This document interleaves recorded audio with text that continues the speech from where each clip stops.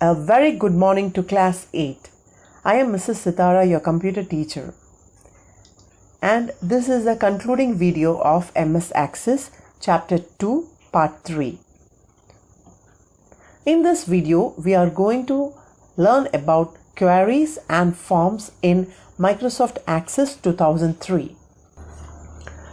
Before going into the chapter, let us have a recap of what we learned in the last session. We saw data types, that is a type of data that can be stored in the Access database like text, memo, number, yes, no, etc. We studied about the primary key, which provides a unique value for each row in a table. We also saw how to add records using datasheet view, the various record manipulation like adding, deleting and renaming, keyboard shortcut to move around the records. We also saw how to find or search for a record and how to sort the different records in the Access database table. Now we will move on to the queries. A query selects record from one or more tables based on a user specified conditions. That means user will specify a condition and the query will retrieve records from the table which are matching those conditions. For example, listing the students who have got centum in maths. That is a query, and from the table student, the query will retrieve or get the names of the students who has scored centum in maths. To retrieve information in a meaningful way, that is, it makes clear what type of result it is going to show.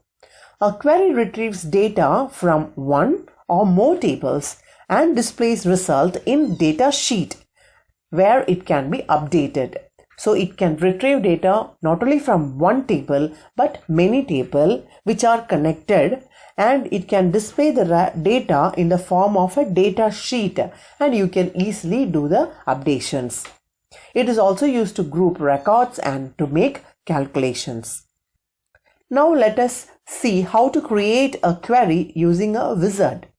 First, you have to click Query under the Object menu in the database window. Select the new button on the database toolbar and you get a window that is shown. From that, you select Simple Query.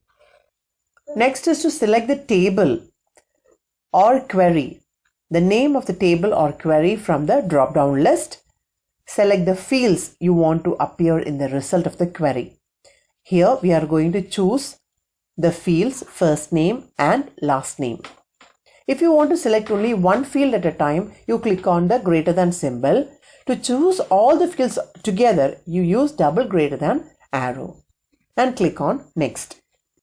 Now you have to do is choose a name for a query and click on finish, and voila, you get a table with the required details alone, not the whole table. We have chosen first name and last name, so the result appears with only the first name and the last name field as shown. And you at the bottom of that screen you can find the record markers. Navigation buttons are there. You can choose that to go to different records on the table. Now children, we move on to the next important object, which is form. Forms, as you know, provide a way to enter, edit, delete or view records from a table. You can also rearrange the fields to make it presentable. Different formats are there: columnar, tabular or datasheet. There is another kind of form called a subform. A subform is a form with its own data source that is embedded in another master form. So it has got its data in some other form, and once you filter the data in the subform based on the data in the master form, that is, Access will filter the data in the subform based on the data in the master form. If you do editing in the master form, that will be reflected back in the subform. Now we will see how to create a form using wizard. What are the different steps? Click on Forms under the Object menu. Click New on the database window toolbar. In the New Form dialog box, Click Form Wizard. Select the field names that are to be displayed in the form and click on Next. The window is shown there. Select the layout, columnar, tabular or data sheet. Click on Next. Before you click the Finish button, you have to select the style, how you want the form to be displayed, and also the title of the form as shown in the figure. A form appears as shown with the names you have already selected, first name and last name. Again, you can see the navigation button at the bottom. You can edit a field by just clicking on that. You can use the record buttons as shown here to go to the next record or to go to the last record. If you want to add a new record, you can always click on the button that is shown.